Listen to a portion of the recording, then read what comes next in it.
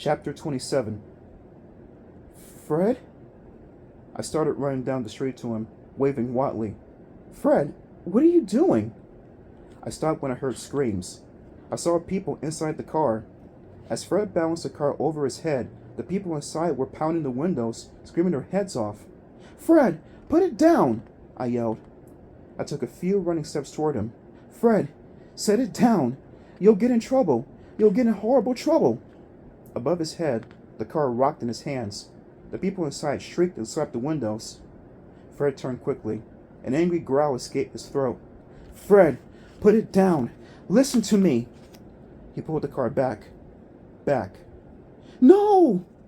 I let out a scream when I realized what he planned to do. He planned to heave it at me. No! One more shout, cut off in horror when I saw Fred's eyes. Bright yellow eyes. Demon eyes. Glowing brighter than the traffic light. It's not Fred, I realized, shrinking back in horror. The eyes glowed brighter. So bright I had to turn away. It's not Fred. It's some kind of monster. Fred tossed back his head and roared. The muscles in his arms bulged. The car rocked above him. The people inside screamed and pleaded, pounding their fists.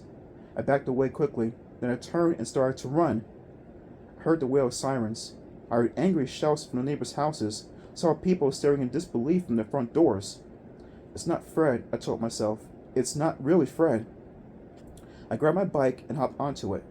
4 black and white squad cars squealed to a stop. Police with their guns raised leaped from the cars.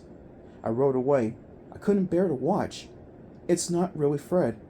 A million thoughts whirled my frantic brain as I pedaled to school. I pictured the smashed garage door and the shattered windows in the front of Fred's house.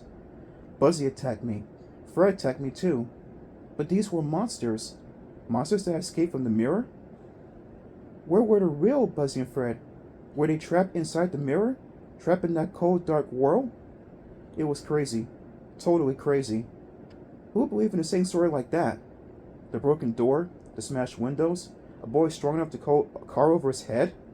Even with all that proof, no one would ever believe that the real Fred and Buzzy were trapped in the other world. I parked my bike in the back bike rack. I made my way to school, but I knew I'd never hear a word anyone said. I knew I'd be thinking about only one thing all day, because I knew what I had to do. I had no choice. I had to rescue the real Buzzy and Fred. I had to bring them back. I had to go inside the mirror one more time.